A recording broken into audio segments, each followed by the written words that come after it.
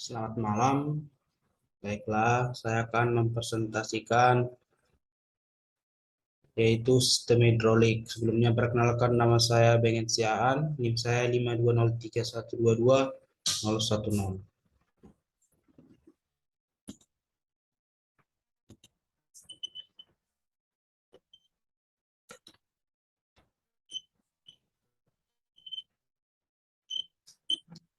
Pertama, pengertian sistem hidrolik. Pada dasarnya sistem hidrolik adalah sebuah rangkaian komponen yang memanfaatkan zat cair atau fluida untuk menghasilkan energi mekanis pada mesin. Sistem hidrolik merupakan suatu bentuk perubahan atau pemindahan daya dengan menggunakan media penghantar berupa fluida cair untuk memperoleh daya yang lebih besar dari daya awal yang dikeluarkan. Kemudian ada komponen sistem hidrolik. Yang pertama, pompa hidrolik. Pompa hidrolik berfungsi untuk mensuplai fluida hidrolik pada tekanan tertentu kepada sistem hidrolik. Pompa ini digerakkan oleh motor listrik atau sebuah mesin yang dihubungkan dengan sebuah sistem kopling. Sistem kopling yang digunakan berupa belt, roda gigi, atau juga sistem fleksibel elektromerik. Pompa hidrolik ada beberapa tipe yang digunakan, yaitu gear pump bersifat murah, memiliki ketahanan yang lama atau awet, sederhana pengoperasiannya, tetapi kelemahannya adalah memiliki efisiensi yang rendah karena sifat pompa yang berdisplacement tetap dan lebih cocok untuk digunakan pada tekanan di bawah 20 MPa atau 3000 PSI. Kedua ada fan pump, murah dan sederhana, biaya perawatan yang rendah dan baik untuk menghasilkan aliran tinggi dengan tekanan yang rendah.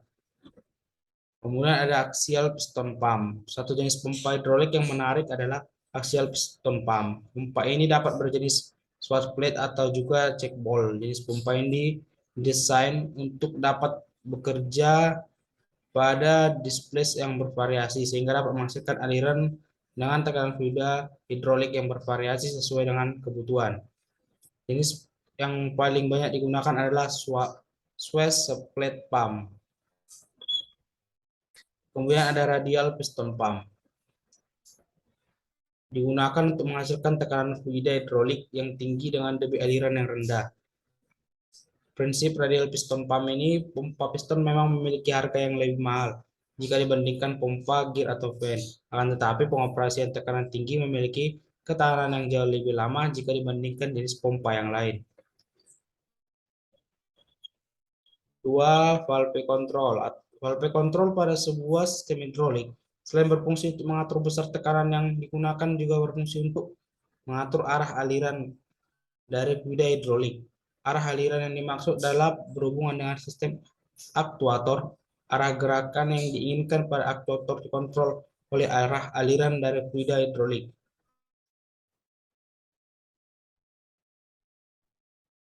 Beberapa macam valve kontrol yang biasa digunakan. Yang pertama, pressure relief valve. Valve ini berfungsi untuk menghubungkan fluida hidrolik ke tangki penyimpanan fluida apabila tekanan lebih tinggi daripada nilai yang ditentukan. Kemudian ada pressure regulating valve. Valve ini berfungsi untuk mengatur besar tekanan fluida hidrolik agar stabil di nilai tertentu. Kemudian sequence valve berfungsi untuk mengatur sekuen pada sirkuit hidrolik seperti contohnya pada saat penggunaan beberapa silinder hidrolik, yaitu untuk memastikan satu silinder hidrolik telah maju penuh sebelum silinder lainnya mulai maju. Kemudian check valve berfungsi untuk mengatur arah aliran fluida hidrolik agar searah dan tidak ada aliran yang berbalik. Kemudian ada pilot valve. Valve ini berfungsi sebagai tombol sistem hidrolik, digunakan untuk mengatur output aktuator sesuai dengan yang diinginkan. Kemudian ada aktuator, sistem transmisi hidrolik statik, yaitu sistem transmisi yang tenaga putaran yang menggunakan sistem hidrolik. Prinsip dari sistem ini adalah menggunakan pompa hidrolik yang sisi penggerak dan motor hidrolik pada sisi yang digerakkan. Switch plate yang biasa digunakan pada motor hidrolik untuk menghasilkan akurasi output tekanan yang tinggi. Keempat, reservoir. Reservoir sebagai tempat penyimpan fluida hidrolik untuk mengakumulasikan perubahan volume fluida pada saat sistem bekerja. Pada tangki hidrolik juga didesain ada suatu sistem untuk memindahkan udara dan fluida hidrolik. Karena adanya udara dalam fluida dapat mengganggu kerja sistem. Kemudian ada akumulator. Alat ini berfungsi sebagai penyimpan energi tekanan pada fluida hidrolik dengan menggunakan gas. Kemudian ada fluida hidrolik.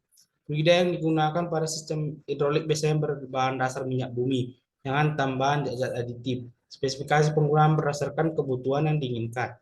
Misalnya ketahanan terhadap api jika digunakan pada industri dengan lingkungan yang panas, atau juga pada industri makanan digunakan fluida food grade, biasanya minyak tumbuhan atau juga air.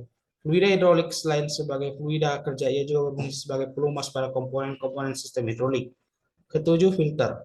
Komponen ini berfungsi untuk mengumpulkan kotoran, biasanya berupa metal pada fluida hidrolik. Agar kotoran-kotoran tersebut tidak ikut bersirkulasi, komponen ini sangat penting karena kotoran metal selalu diproduksi pada setiap sistem hidrolik. Biasanya filter diposisikan pada sistem saksian pompa hidrolik. Kedelapan, pipa aliran. Pipa yang digunakan untuk aliran fluida hidrolik dapat berupa pipa standar, tub, atau juga berupa hose.